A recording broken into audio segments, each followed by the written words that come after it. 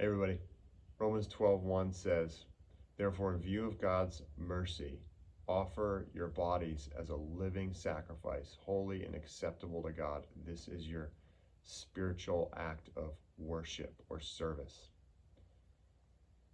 A surrendered life is an eternal life.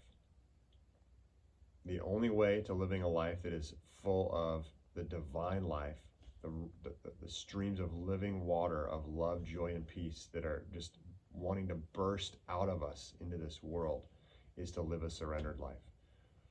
So my encouragement to you today is, hey, Jesus is calling for you to give him your life.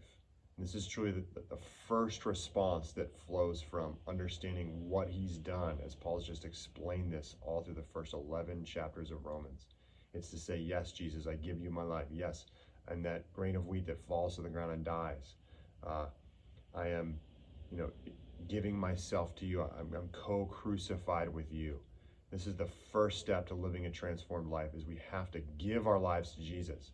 Now, misconception, this does not mean we just become, little worker bees running around and just killing ourselves for Jesus. That's actually not what Jesus says it looks like to follow him. He says when we surrender to him, when we give him control, when we take his yoke, it's actually an easy yoke. When we take his burden, the burden that he says, here's what I want for your life, it's actually a light burden. So it doesn't look like that kind of striving, crazy, quote unquote Christian life where we're just running around burning ourselves out. No, it's actually much easier than that, and also much more difficult, because it requires us giving up control.